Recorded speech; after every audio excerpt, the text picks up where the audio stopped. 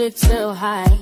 I have scaled ideas, buried a few, learn which ones survive.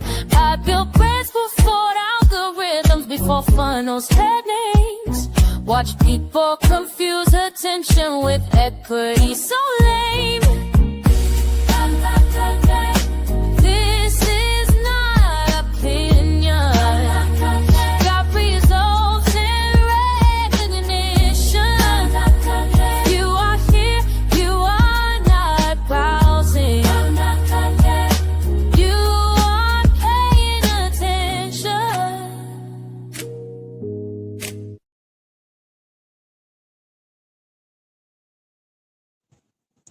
Welcome back to another episode with me on How To Tuesday. Listen, if you love the visuals of our intro, make sure you check out the Sounds of Success Lo-Fi channel, Lo-Fi network rather, on YouTube, which you can get to when you go to our channel, and you'll see that we're live. We're streaming Lo-Fi for founders 24/7.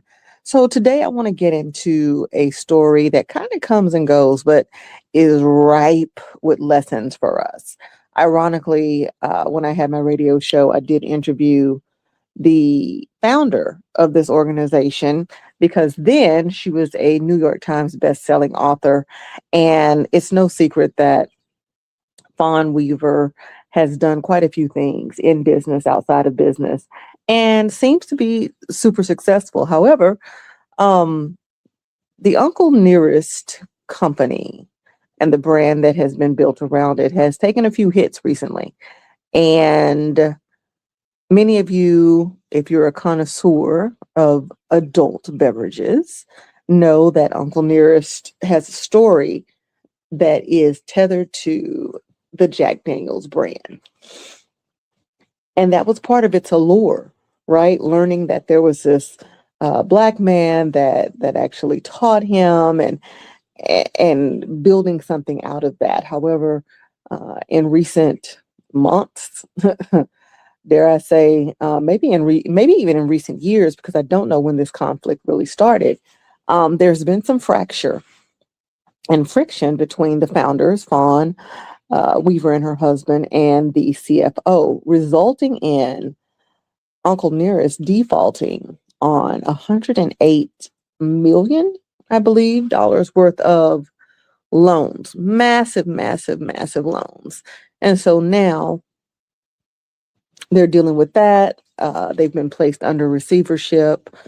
A lawsuit has been filed by Fawn and her husband against the CFO. And, from a business standpoint, there's a lot of things I could say about this.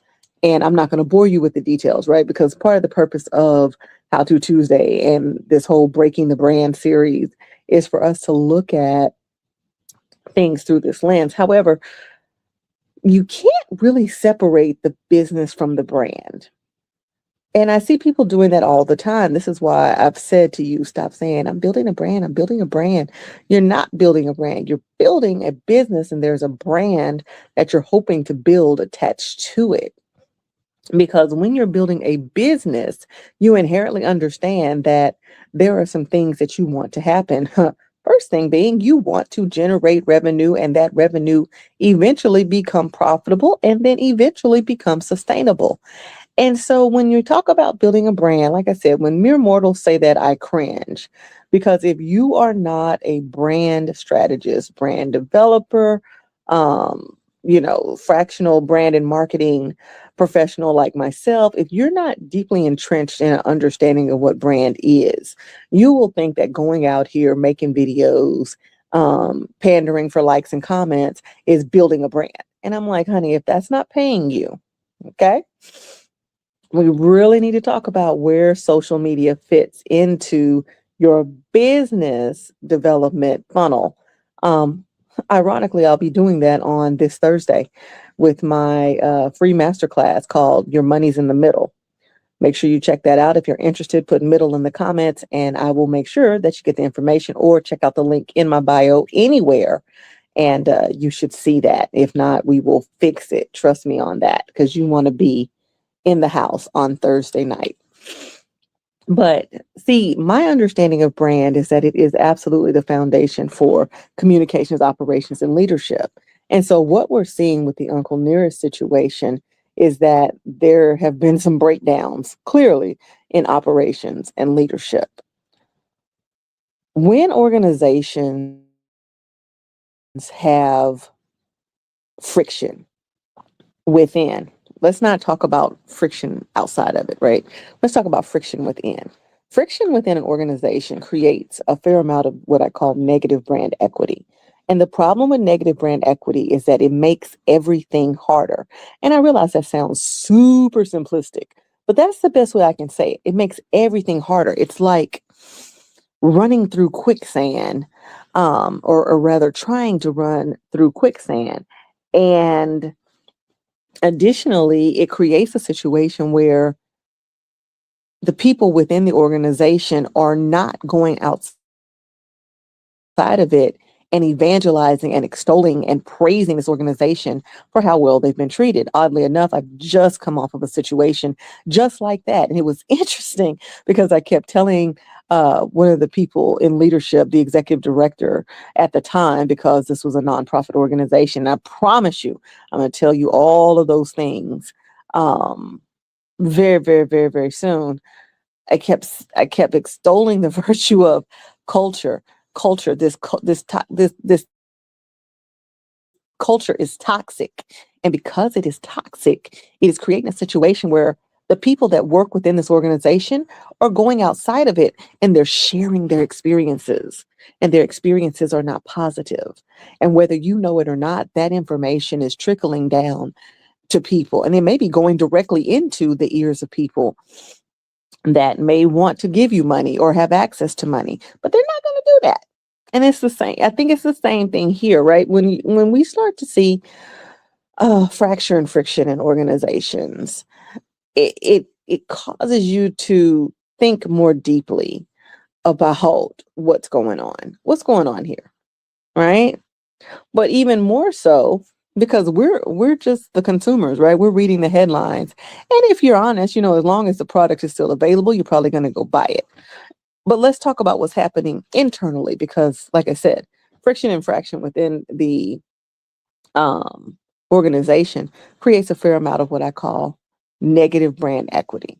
And the problem with negative brand equity is that it causes you to feel like you're running through quicksand. And I feel like that's a lot of what's happening here is that there's this running or trying to run through quicksand, trying to run with, concrete feet. And that is not good because I can imagine now that this friction and this fracture between the founders and the CFO is not just in between the three of them. It's trickling down into marketing. It's trickling down into R&D. It's trickling down into even the administrative pool. It's creating a culture that is dysfunctional because we throw that word toxic around a lot, but it's creating a level of dysfunction. This is just me projecting what could be happening. I mean, everybody could just be happy-go-lucky and turning backflips and cartwheels like Simone Biles. But shout out to Simone Biles. She's definitely the GOAT, like full stop. But ultimately, what I see could be happening, let's just say, is that in this dysfunction, there's so many other things that are being affected.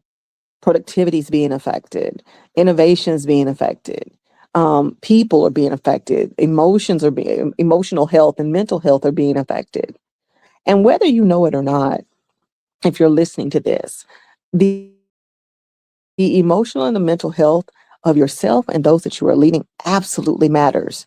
It absolutely contributes to the health of the organization and its ability to be productive going forward. It may seem like, oh, it's no big deal. People just need to do their jobs. It's very difficult to do your job in a dysfunctional or toxic environment. And this is not talked about enough.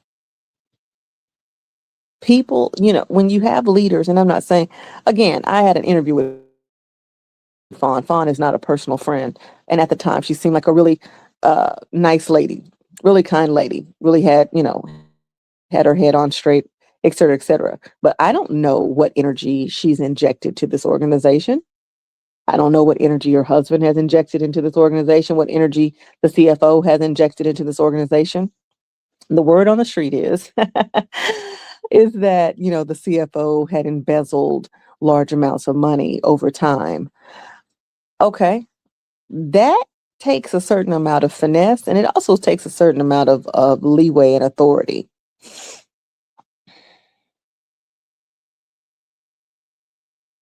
Just let that sink in, because you don't just walk into an organization and say, you know what, I think I'm going to embezzle millions and millions of dollars today.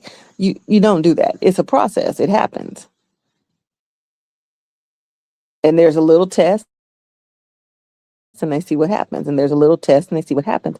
And so my question would be, what is the level of oversight between these founders and this CFO? Were they absentee? I don't know. I'm asking questions. Were they absentee? Did that give the CFO the amount of time and the amount of leeway and the amount of authority necessary to create this situation? Is the CFO just a person of low moral integrity? I don't know. What I do know is that operationally, this situation is something short of problematic. I guess problematic would probably be an improvement. And even though, yes, there are buyers and investors that want to come in, the thing that I want you to understand is that when you're building an organization, when you're building a business, the people within the organization are very key to what happens when it comes to your positive and your negative brand equity. You want more positive brand equity. You want to deliver. You want to stay out of the tabloids. You want to treat people well, because really that's the only right that you have, is to treat them well. You want to pay people well. You want to minimize friction and fracture at every point. That's not to say that there won't be disagreements. That's not to say that there won't be times when, you know what, we're just not vibing on the same level. We're not in alignment. Sometimes there will be misalignment, and that's fair. But nip those things in the bud. Don't bury your head in the sand and say, well, it'll go away. It won't. It will fester. It will grow.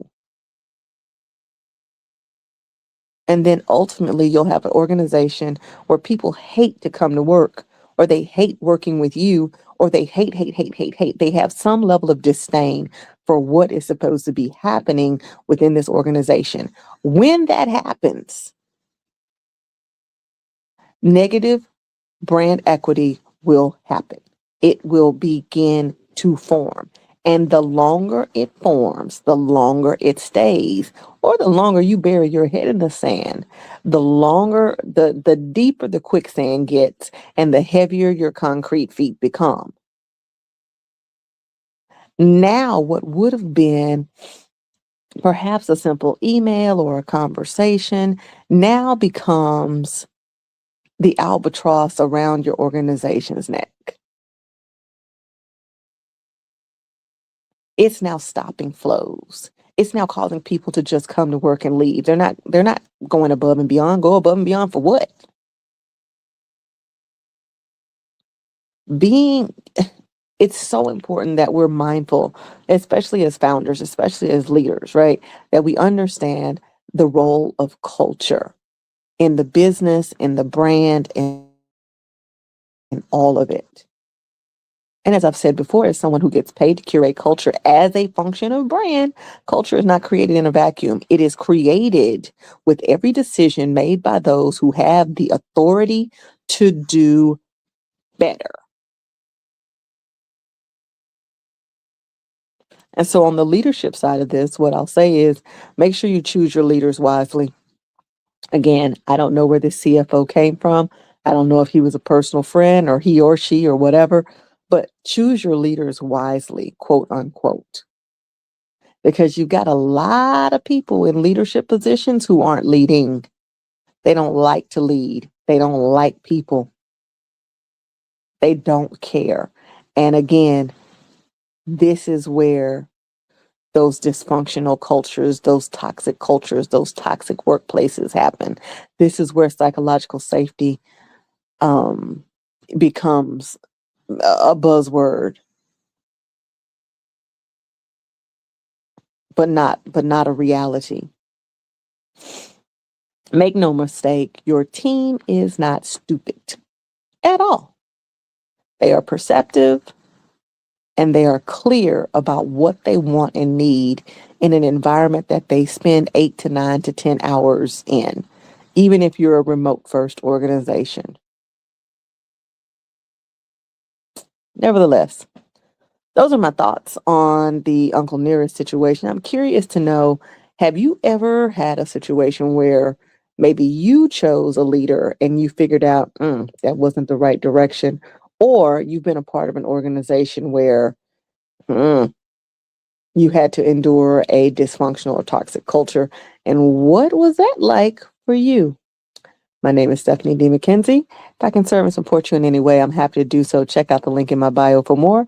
And you've been listening to How to Tuesday. Bye.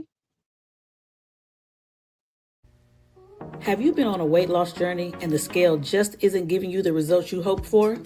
Well, meet Thinner, an FDA-registered, all-natural, homeopathic approach that addresses the root causes of how to lose weight and keep it off, especially if hormones are an issue.